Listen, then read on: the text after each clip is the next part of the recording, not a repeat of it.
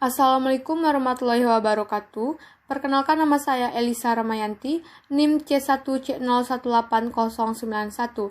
Baik, di sini saya akan membahas tentang metode riset. Yang pertama kali yang akan saya bahas itu adalah tujuan riset.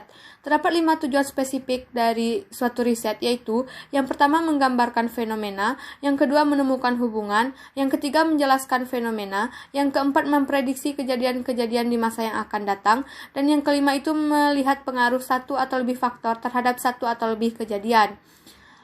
Selanjutnya itu ada pengembangan desain. Pengembangan desain ini ada 2. Yang pertama itu menentukan lingkup pengembangan, merujuk pada pengalaman dan hasil dari riset terhadap latar belakang riset dan informasi lingkungan. Arah riset seringkali mampu untuk menentukan tingkat kepentingan relatif dari masalah-masalah yang berhubungan dengan masalah yang akan diteliti. Jika terdapat beberapa masalah yang telah diidentifikasi, maka lingkup dari studi biasanya dibatasi sampai di sini. Yang kedua itu ada data primer dan data sekunder. Data primer itu merupakan sumber data riset yang diperoleh secara langsung dari sumber asli atau pihak pertama. Sedangkan data sekunder itu adalah sumber data riset yang diperoleh peneliti secara tidak langsung atau melalui perantara. Selanjutnya itu ada validitas dan keandalan. Yang pertama kali yang akan kita bahas itu adalah validitas. Ada beberapa jenis validitas. Yang pertama itu ada validitas isi, mengacu pada bagaimana sebaiknya peneliti menggambarkan dimensi-dimensi dan konsep atau masalah. Yang kedua itu ada validitas konstruksi, adalah validitas yang berdasarkan pada suatu pertimbangan apakah hasil pengukuran tersebut sesuai dengan teori. Ada 2 jenis kriteria yang berhubungan dengan validitas. Yang pertama itu adalah validitas prediktif, yaitu validitas yang berkaitan dengan apakah suatu pengukuran atau pengukuran dapat akurat memprediksi perilaku. Yang kedua itu ada validitas konkuren, yaitu validitas yang berkaitan dengan hubungan antara alat ukur atau kriteria sekarang atau masa lalu. Selanjutnya itu ada reliabilitas, yaitu suatu instrumen alat ukur yang andal akan menghasilkan alat ukur yang stabil di setiap waktu. Aspek lain dari keandalan adalah akurasi dari instrumen pengukuran. Selanjutnya itu ada metode pengumpulan data. Metode pengumpulan data ini dibagi menjadi 2. Yang pertama itu ada survei. Dalam survei ini tidak ada kontak langsung atau interaksi langsung antara seorang peneliti dengan responden.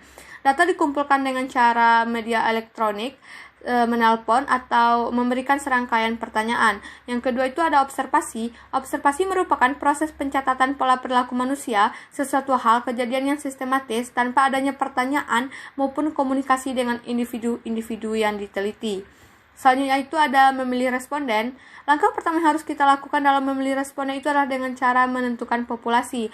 Nah, dalam memilih responden ini ada yang namanya sampling probabilitas dan sampling non-probabilitas. Sampling probabilitas menggunakan beberapa bentuk dari sampling acak, sedangkan sampling non-probabilitas itu tidak menggunakan sampling acak. Selanjutnya itu ada instrumen riset. Yang pertama itu menjamin kerjasama responden. Desain kuesioner yang baik sangat bermanfaat jika responden tidak bersikap kooperatif terhadap para peneliti yang menghendaki informasi. Yang kedua itu ada menjamin validitas dan keandalan jawaban. Hanya informasi-informasi yang esensial yang seharusnya diharapkan dan responden. Selanjutnya itu ada analisis data dan persiapan laporan. Analisis data dilakukan setelah peneliti mengumpulkan semua data yang diperlukan dalam riset.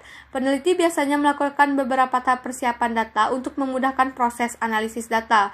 Pemanfaatan berbagai alat analisis sangat bergantung pada jenis riset dan jenis data yang diperoleh.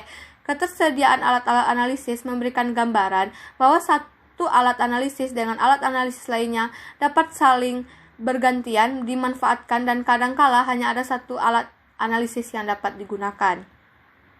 Baik, hanya itu yang dapat saya sampaikan. Terima kasih atas perhatiannya. Akhir kata saya tutup dengan wabillahi taufiq wal hidayah. Wassalamualaikum warahmatullahi wabarakatuh.